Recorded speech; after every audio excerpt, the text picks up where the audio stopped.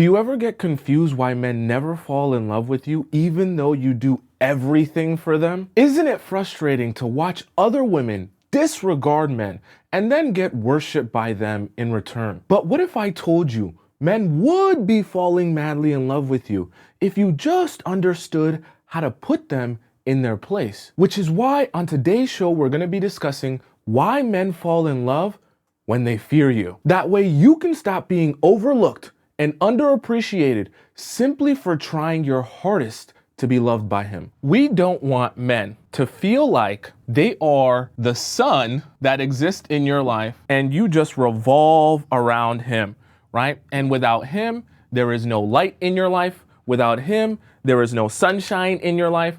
Without him, there is no goodness or happiness in your life.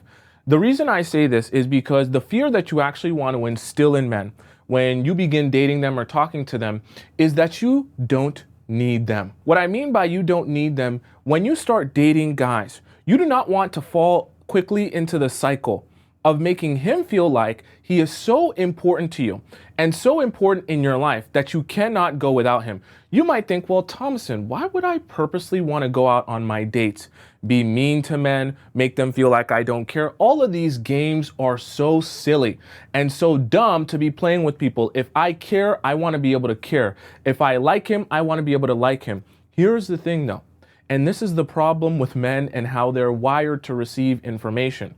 When you make them feel like they're the most important thing ever, and they're the most important thing specifically to you and in your life, they will actually end up mistreating you instead of treating you well.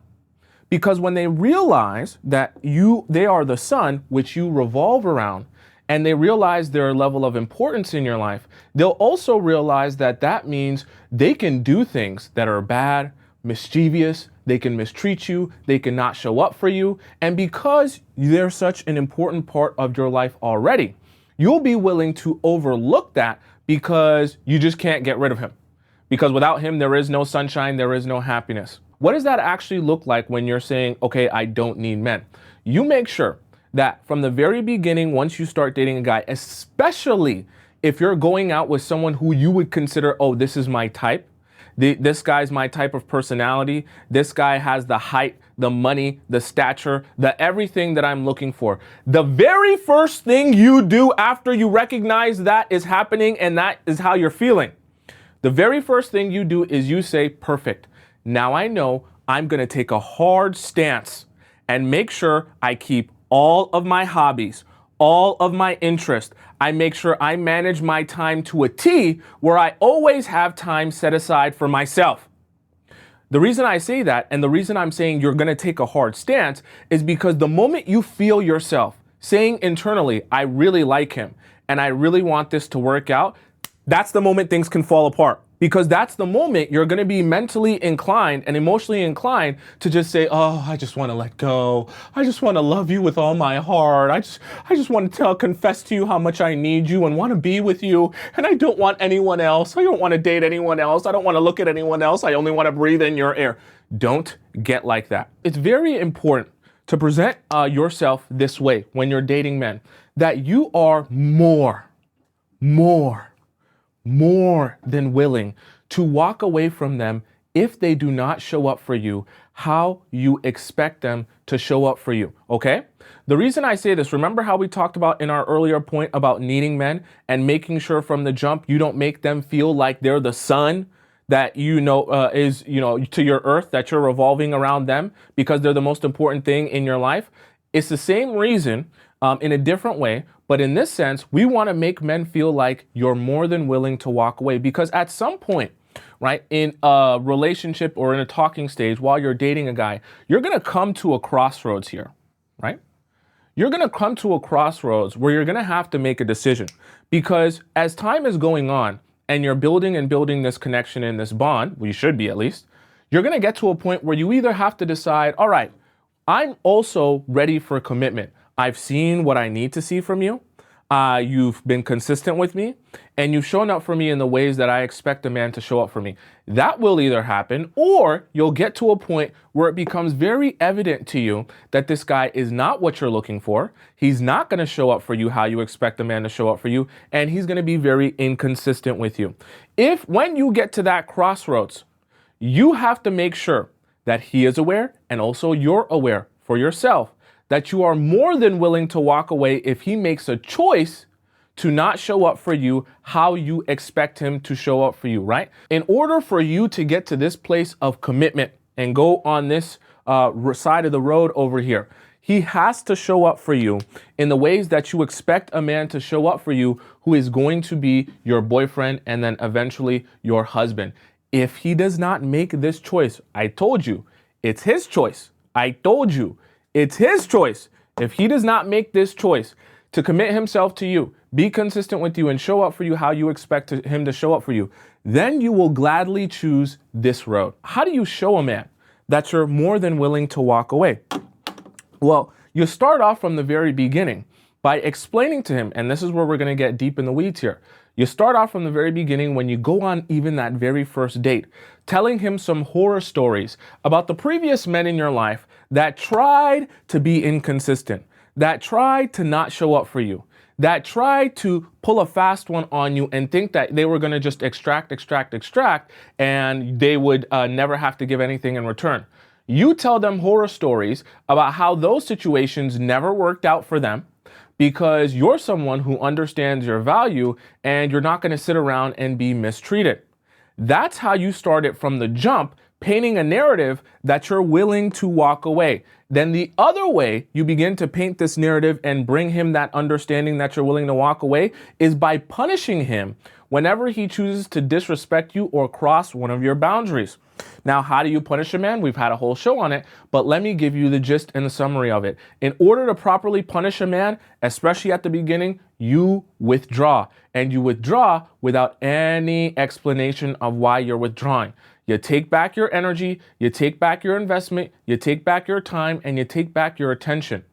Even when it's something small at the beginning. Because then you're showing him right from the jump, even in a small sample size, that you are more than willing to walk away if he does not choose to show up for you how you expect a man to show up for you. I want you to instill fear in men that it is possible for you to be stolen by any one of these men who are also hungry and thirsty to get your attention, to sniff your seat, to take a whiff of your farts, to smell your butthole. All of them are hungry, thirsty, and starving to get just a whiff of you. It's very important to present yourself like this, to instill this fear in him, and to never make him feel too overly comfortable. Let me tell you how you do that, because some of you are wondering, am I supposed to like shake my ass to sexy red in front of other men? Is that how I do that? No. What you're gonna do here is, see, as time goes on and you're building this relationship, guys will attempt to do something very, very slick. It's very slick, okay? They'll attempt to do something where they mention in passing, as you guys are having conversation, he'll say, oh, me and you, we've been dating for a while, but it's been a while since, we've been together, and you're not dating anyone else, right?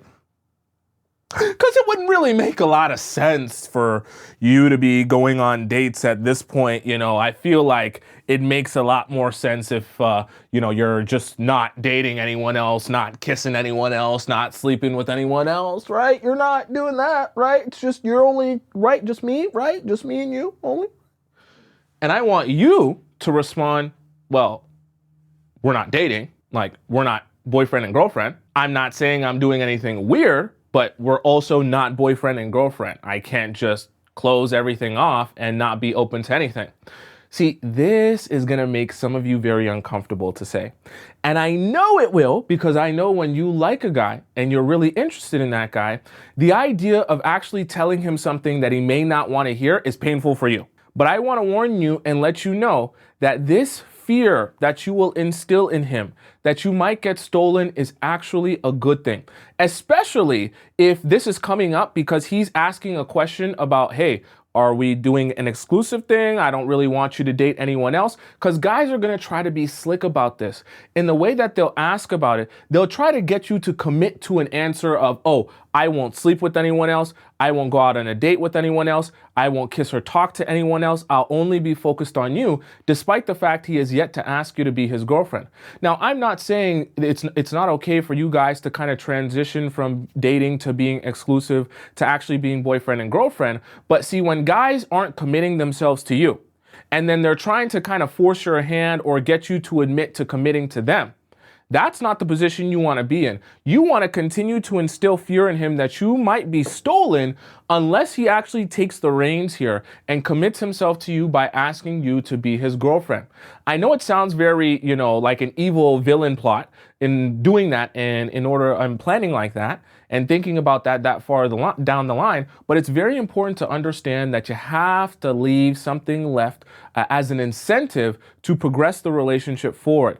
Progression in a relationship is such an important part of a healthy relationship, and going from just being, casual people dating to actually being boyfriend and girlfriend and then eventually husband and wife.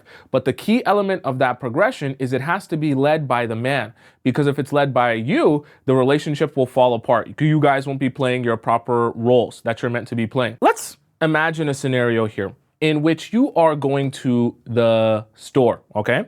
And they're having a Black Friday sale. And let's imagine it's back in the day when the Black Friday sales were actually Black Friday sales. There was a real sale going on. Not this new stuff where they'll give you like 20, 30% off of stuff that is more than the regular price, okay? So we're imagining in this Black Friday sale, you go there and the TV on this Black Friday sale is 90% off. That's insane, okay? And you really, really want to go get this TV at this Black Friday sale because it's already the nice 55-inch OLED TV that you've been wanting, but now they're having it 90% off, and everyone else knows that TV is really expensive regularly and really awesome, so everyone's going to be at the store trying to get it, okay? So you rush to the store and you try to show up as early as you possibly can. Why? Because getting this TV for a Black Friday sale at 90% off is a great opportunity. You're not likely to get this opportunity to get that same amazing 55-inch TV on any other day of the year. And in fact, if you waste time, if you procrastinate, if you get there late, even by a couple of minutes, all of those TVs will be sold out. And you'll miss your opportunity to get this amazing TV at an amazingly low discounted price. Now, how does this connect to you and what we're trying to do here for you in terms of fear? See, you are the TV. Now, let me be very clear with you. You're not the TV in the sense that you're on sale. We're not saying you're putting anything on sale. Nothing for sale with you. What I'm saying is you, as a human being, as amazing and awesome and sexy and elegant as you are like this discounted TV in the sense that you are a great opportunity for any man to be with, because you have so many of these amazing qualities. You look so good, you're very attractive, you're knowledgeable, you're smart, you're intelligent, you know how to have conversation. All of these great things that make you such an amazing partner that any man would be lucky to be with you. It makes you such a great opportunity that if he gets the chance to date you, then he better do it right the first time.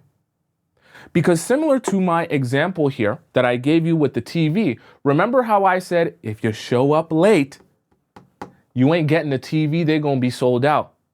If you procrastinate and you lollygag, you get stuck in traffic, too late, TV sold out. If anything happens and you don't get there right on time and get your place in line so that you can be one of the people who gets access to this opportunity, you slip up for any reason, you're done.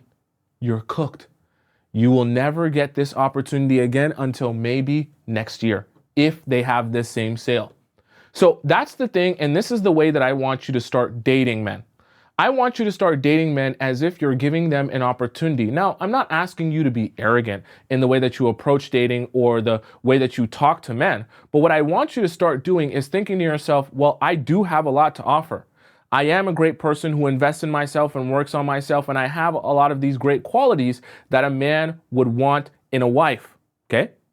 And you should know what men actually want in a wife because we discuss it on the show. Now, when you have an understanding of that, you also have to approach your dating and talking stages with that mindset. And in your response, the reason I say it starts with your mindset is because similar to our other points, the way you'll begin to talk to men and deal with them or deal with their wrongdoings or deal with the times where they disappoint you or they cross boundaries will be very different when you understand that being with you is an opportunity. And your expectation is that he'll bring a level of urgency to this opportunity, because if he's going to lollygag, he's going to come late, he's going to make the same mistakes over and over again and be very slow in trying to fix them or make adjustments, then you'll just go and be with one of the other plenty of men who are asking for your time and attention and energy and focus. You want men to have urgency in dating you so that they're doing it right the first time, not feeling the need to make 30,000 mistakes before they ever want to make an adjustment because now you're at your wit's end. We have a house party here, and I'll explain to you why I'm drawing a house party, because it's a very important kind of concept to understand. He's such a sad man. You want to know why he's such a sad man? Tiffany just said it in the chat, right? He's got FOMO. What is FOMO? FOMO stands for fear of missing out. He's got a fear of missing out because he is watching this party happen and he can't get in. He can't get into this party. And now he's watching everyone dance up a storm inside this party here. Woohoo! We having fun. We having a great time. He's seeing all the big booty BBL bandits from the city at this house party as well. Them girls that look sweet as apple pie with big bottoms, okay? Big bottoms, huge bottoms. Walking into that party, and he's staring out from outside the club because he can't even get in. So he hating from outside the club, like Chris Brown said, all right? So the reason I say this, though, is because we want to present you the same way as a lit, awesome house party with all the big booty B words in the party, okay? The reason I say this is because this is the type of fear you want to instill in men that will have them showing up for you in a way that actually works for you and makes your life better. What do I mean by that? When you start dating a guy, remember how I told you you don't compromise any of the time that you were going to be investing in yourself and investing in your friends and investing in your life outside of dating him? It's very important that you also let him see this bright and shiny life that you have had since before you met him, and you're having while you're with him, and that you will have after you're with him, okay? And so how do you really do that? You do that in multiple ways. You do that by telling him about it, okay? In your stories, when you're talking about the things that you've been doing or were up to. You also do that by showing him that, whether it be, let's say, for the sake of example, you have to end a date early because you have somewhere to be, or you have to kind of a tight schedule where you guys can only hang out for an hour or two because you have to go somewhere before or after, so he can actually see that you have things going. And then also by whatever it is that you post on your social media, to have him seeing that all the stuff you said you were going to get up to and going to need to make time for, you're actually doing those things. The reason I say this is because it creates a fear of missing out. See, when guys feel like they found you at a time where you have a lot going on, and I don't mean have a lot going on in the sense that you have a lot of bad stuff going on in your life. I mean have a lot going on as in you just have a life. And they realize your life is good. You have good energy. You have a good vibe. People start to say, wow, you have a little bit of magic to you. And I want some of that magic to rub off on me. Can you spend some of your time with me? I want to hang out with you. I want to talk to you. But you got to make sure that you balance that, because you want to make sure that there's always a little bit of a fear of missing out on this party. That you have this amazing party going on in your life 24/7. That you don't always have time to spend with him. You don't always have time to just lay up with him and relax and just be around. You might be able to be around for a little bit, but not all the time. It's great because then because for men, when they're watching from outside the club, outside the house party, and they're watching your life go on without them, it's a reminder, like we talked about in our first point, that you don't need them. Expectations can be such an interesting part of fear because when you actually start thinking about fear, you might think, well, fear is a negative emotion. And so if fear is a negative emotion, there can only be negative outcomes that come from that negative emotion. However, in this case, when it comes to men fearing you, it's interesting because fear can actually have positive outcomes. What do I mean by that? Let's look at this example here where you are in school, let's say, and you have a history essay that is worth 90% of your grade, right? A lot riding on this essay. So you want to make sure that you do this right. You want to make sure that you cross all your I's and dot all your T's, however they say it, right? And see, the thing about this is because it's worth so much of your grade, it's going to give you a lot of anxiety because you know that a lot of your school life and your career and everything that you plan on doing in the future is riding on the fact that you pass this class and pass all your other classes, that you can eventually get your degree and move on in life. So it creates anxiety, right? Because you feel a whole lot of pressure. And this internal pressure that you feel can feel like a weight on your shoulders when you're out, drinking with your friends, or you're at a party, or you're at a get together, or you're just hanging out. You start to feel in your mind, damn, I can't really relax right now. I've still got this essay to do. I've got this to work on and that to work on. And it starts to weigh down on you as time goes on, especially as the deadline is coming closer and closer and closer, right? You may not necessarily actually do the essay because you might be a procrastinator, but nonetheless, it gives you a lot of anxiety. But you want to know what happens when you have a lot of anxiety and you feel all of that pressure on you all the time? It forces you to also pay attention to what's actually going on. What do I mean by that? In this example, right, when you have this history essay that so much of your grade is dependent on, you're going to be more focused on what you say in this essay, make sure there's no spelling errors, make sure there's no silly mistakes, that you can get all the marks you possibly can on this essay. Why? Because it matters a lot and it's very consequential to the outcome that you desire. And see, funny enough, the negative emotion of anxiety, of pressure, of expectations actually brings out something really good from you, meaning your best work. Now, in this scenario, for the example, right, let's talk about the men and how this can apply to men as well. When you have expectations of them and there is expectations in this relationship, that creates a lot of anxiety and a lot of pressure.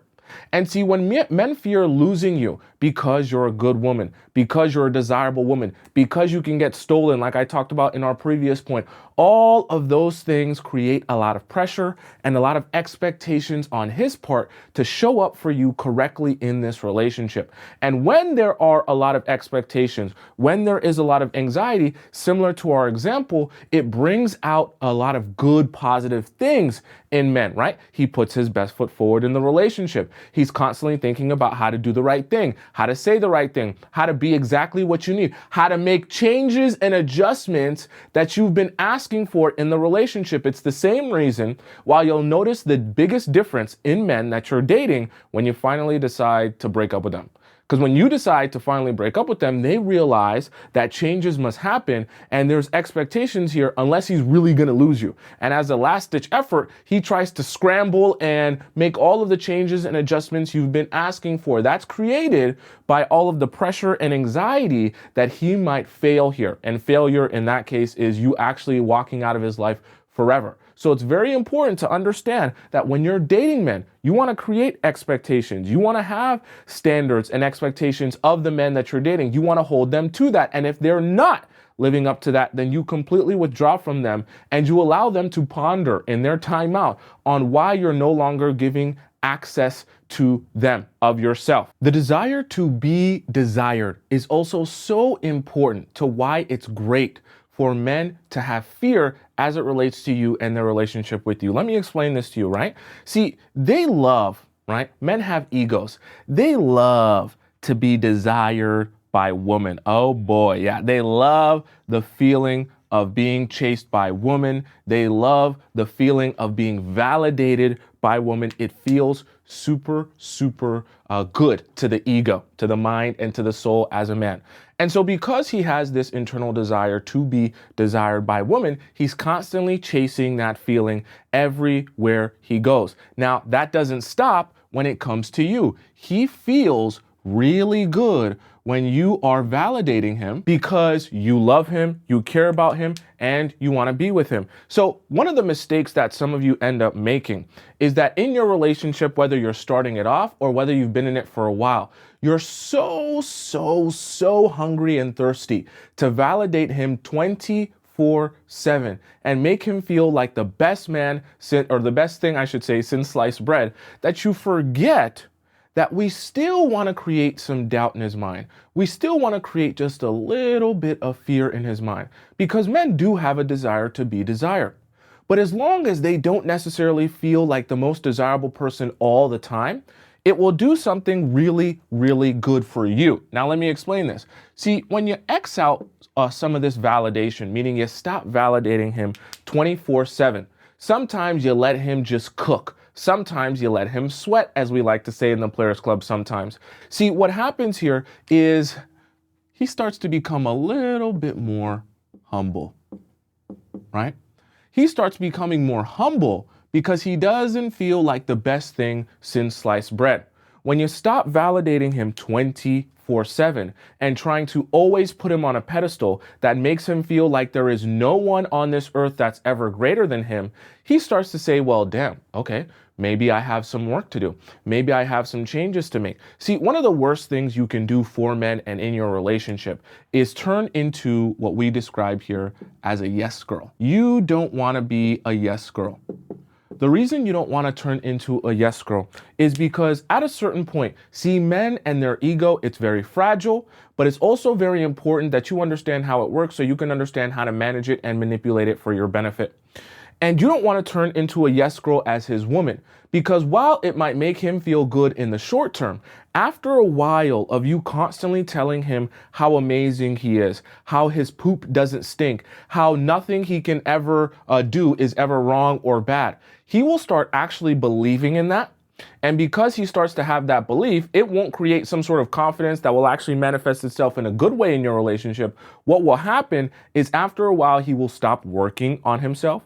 He will stop attempting to grow because he doesn't think he needs to grow.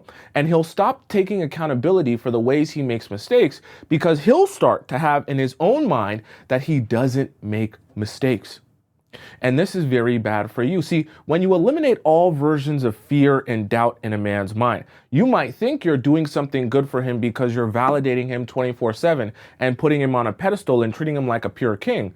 But at the same time, when you do that, it goes too far into the extreme sometimes. And then you end up with a man who thinks he actually has no flaws. And then he approaches you and he approaches the relationship as if he actually has no flaws. See, fear is good in spurts, right? There is never a time where having no fear is ever a good thing. You want to be able to give men fear at times in order to strategically bring him back down to earth. Remind him that while other women might think he's amazing and compliment him and tell him he's the best thing since sliced bread, you as his woman are not going to be giving him that 24/7 validation, okay? You will tell him he's right when he is right. However, when he is wrong, you will address him as such. And you will make it clear that he is not perfect, not in your eyes, right? And not in reality. However, that doesn't mean that you don't love him. That doesn't mean you don't care about him. That also doesn't mean that you don't see a lot of the good that he does. But it's very important to have that balance where there can still be that fear that maybe I'm not as desirable as I once thought. Maybe I'm not the hottest thing that's ever come out. Maybe everyone isn't dropping on their knees ready to worship me. Maybe I have to take myself down a notch and humble myself and understand that in order for me to have a successful relationship, I have to take accountability for my wrongdoings because I also do wrong. Understand that men do not want to be forgotten. What do I mean by that? See, one of the most painful realizations for a man after he has slept with you, after he feels like he's really put it down on you, laid that pipe down on you real crazy, right? And made you go crazy. one of the worst realizations for a man is after he does all that for you and with you, that you are not still obsessed with him. And the most and horrible, nightmarish part of it is that one day you might actually forget about him. And see, when you have a lot of standards and when you invest in yourself as a woman, you invest in your body, you invest in your health, you invest in your mind, you invest in your soul, you continue to grow as a person. See, it creates an internal fear for men that if they're not growing and they're not improving, they will eventually be moved on from because you will outgrow them and they will be forgotten about. And see, this is the really scary part about when you forget about a man. See, when you forget about a man, there is no coming back. And this is really scary for guys. They don't want to actually have to live in a reality in which you will never answer a call, you'll never answer a text, he can't come over anymore, he can't see you anymore, you guys can't be cool anymore. You want to know why? Men usually will text you out of the blue that maybe you slept with in the past or you had a little bit of a fling with in the past before, because they want to recognize that they're still remembered by you, that you still care about them, and that you'll still answer them. Because being forgotten about when you put it down on a girl, or at least he thought he put it down on you, is very, very painful, right? He wants to know that he can always come back to you. He wants to feel like he's still important to you. Because if you're not willing to come back, then it means for him, at least this is how he's interpreting it, maybe he wasn't so amazing, right? And maybe he has to sit in a reality in which he's not the best thing since sliced bread. Maybe his D game ain't as good as he thought. Maybe his schlong ain't penetrate you as deeply as he thought it was going. And see, this is a very painful realization for men, but it's a good realization as it relates to you. See, because as you begin to grow and you continue to improve, you create this internal pressure that men feel like you might outgrow them if they don't continue to improve and outgrow. Because you want to know what they want? They want you to miss them because they know you'll come back as long as you really miss them and as long as you really care. And what will that recognize for him? That will recognize his importance level in your life. Because if you're saying things like, I miss my ex, I miss what we used to have, and I miss how we used to be, right? You're also allowing him to recognize that the only way you could miss him this much, the only way you could want him still, the only way he could be you could be in that much agony after he has left your life or he's no longer in it is if he is that important to you. And that's what men are always seeking for. Remember, I talked to you guys about ego earlier, and we always talk about ego on the show because ego is such an important part of understanding men. And as it relates to fear and fear in a relationship, when we want men to fall in love with you and how we're going to maneuver with that, growth is creating fear as well, because growth makes men feel worried that you might eventually forget about them. That one day, if he doesn't continue improving, he'll end up in this place instead of ending up in this place. And the reason I say that is because you can actually create that feeling on an ongoing basis with men as long as you focus on an ongoing basis on your individual growth, that you never lose sight of how you're growing, what pace you're growing at, and the strategy you're going to implement in order to grow, no matter what is going on in your relationship and no matter how long you've been together, okay? And especially you make sure to implement your strategies towards growth while you're dating and talking to him at the very beginning.